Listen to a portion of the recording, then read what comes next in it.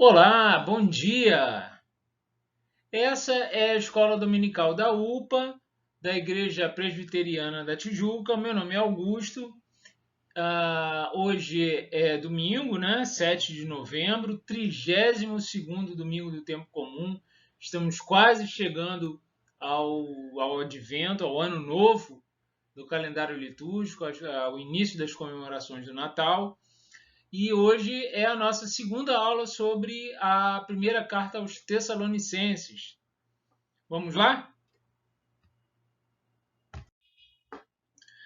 Bom, como eu falei para vocês, como a gente já passou por Filipenses, Colossenses, a gente ia direto aos pontos que não são comuns às cartas anteriores, né? As saudações, as exortações, né? A gente vai, vamos dizer assim, naquilo que de mais profundo, né, estão nas cartas, né? Lembrando que essa é uma carta escrita aos Tessalonicenses em comemoração, vamos dizer assim, né? Das boas notícias que Timóteo levou até ao apóstolo Paulo. E por conta dessas boas notícias, surgiu a primeira carta aos Tessalonicenses. As duas cartas, na verdade. Bom, agora nós vamos a Tessalonicenses, 1 Tessalonicenses 4, de 9 a 13, cujo tema é a vida agradável a Deus. É, na verdade, uma série de conselhos de vida dados pelo apóstolo Paulo, todos baseados em Jesus, né? Os grandes temas são santidade, o amor e a perseverança. Eu destaquei aqui o seguinte trecho, né? No tocante ao amor fraternal, vos exortamos, né?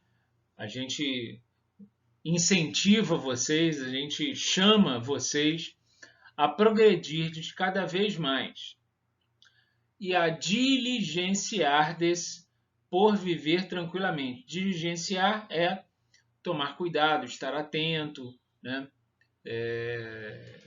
Esse é o sentido de diligência, né? Diligenciardes por viver tranquilamente, cuidar do que é vosso e trabalhar com as próprias mãos, de modo que vos porteis com dignidade para com os de fora e de nada venhais a precisar. Olha, se eu não me engano, a gente vai listar aqui, se eu não me engano, são 6 exortações, são 6 conselhos de vida do apóstolo Paulo, todos eles baseados em Jesus. Progredirdes cada vez mais. O que significa? Significa seguirmos tentando imitar Jesus cada vez mais. Se a gente conseguiu uma coisa hoje, se a gente conseguiu se livrar de um comportamento inapropriado, desnecessário, pesado, né? Se a gente conseguiu se livrar de um comportamento hoje ruim, a gente pode e deve, né, prosseguir tentando cada vez mais, prosseguir tentando imitar Jesus cada vez mais. Diligenciardes por viver tranquilamente. A gente poderia traduzir assim em miúdos, né, em uma linguagem mais simples, estar atento para viver em estado de alegria e agradecimento constante. Para isso a gente precisa estar atento, porque a ingratidão, né, e a desesperança batem à porta. São características da natureza humana, né? Então a gente precisa estar atento para manter, né, esse estado de alegria e agradecimento pela misericórdia de Deus expressa nas coisas comuns da vida, no dia a dia. No dia a dia, nós podemos observar a misericórdia de Deus e com ela devemos cultivar a alegria e o agradecimento. Tem mais. Cuidar do que é vosso. O que a gente poderia extrair dessa exortação? Estar atento aos próprios assuntos, tanto bons como os ruins, para não medir-se por comparação aos demais. Cuidar do que é vosso é você cuidar concretamente dos seus assuntos e não se medir por comparação aos demais.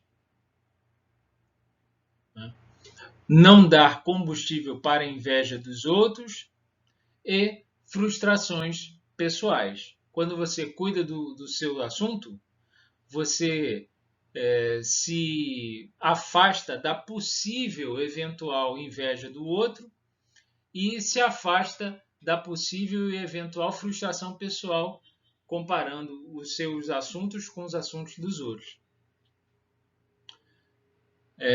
Quarta exortação, trabalhar com as próprias mãos. O que a gente poderia extrair desse trecho, né? Não tirar proveito da exploração ou do sofrimento alheio. Isso significa trabalhar com as próprias mãos. Significa que você retira o seu sustento das suas próprias possibilidades e não baseado no sofrimento alheio, né? Não tem uma frase horrorosa, né? Que hoje em dia se veicula muito, como é que é? A sua inveja é o meu combustível. Puxa vida, que coisa horrível, né? A gente pode se livrar de uma frase horrorosa dessa, né? Sua inveja é o meu combustível, pelo amor de Deus. Que o seu combustível seja as suas próprias mãos, a sua própria vontade de servir a Deus, a sua própria benignidade, né?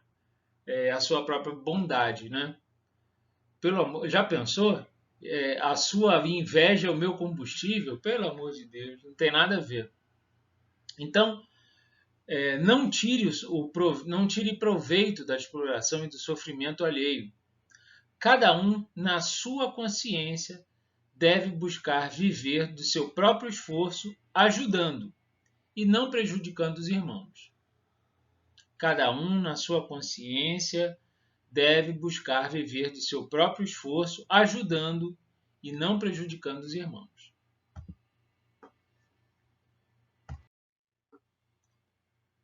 Mais uma. Vos porteis com dignidade para com os de fora, para os que não são discípulos de Jesus. O apóstolo Paulo insiste na missão evangélica. O imitador de Jesus, o discípulo de Jesus, não deve, de propósito, confundir ou escandalizar as pessoas. Isso pode acontecer? Pode, mas que não aconteça de propósito. Por quê? Pelo simples fato de que isso pode as afastar da palavra.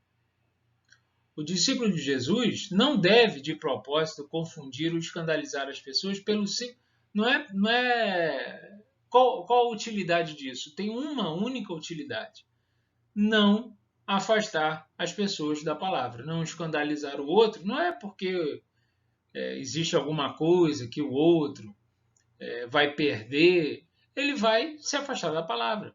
Então, não escandalize nem confunda as pessoas de propósito.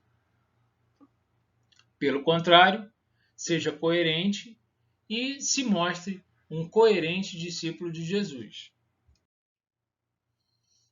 E encerrando, de nada venhais a precisar. Ainda estamos lá em Tessalonicenses 4, de 9 a 13. A última exortação. O que isso quer dizer? O que a gente pode extrair disso? O discípulo de Jesus deve saber que tudo o que precisa vem de Deus. Né? Além disso, deve fazer a sua parte para estar em condições de ajudar seus irmãos e estar em necessidade apenas do convívio com a palavra e o Espírito de Deus. Qual é a nossa necessidade? Do que a gente precisa, que não é nosso próprio, que não vem de nós? Da palavra de Deus, do Espírito, da verdade. Só isso. O resto, nós devemos estar atentos, estar vigilantes, de não precisar de mais nada, Por que que eu não devo precisar de mais nada? Para ostentar? Para ter muito, para que os outros me invejem? Não, nada disso. Muito pelo contrário. Para que você possa ajudar. Né? Que nada venhais a precisar. Nem que você seja se mostre em estado de necessidade, né? E que você possa ajudar. É simplesmente para isso que a gente deve trabalhar, para que nada venha a precisar. Tudo bem, pessoal? Espero que vocês tenham gostado. Essa foi a nossa aula de hoje.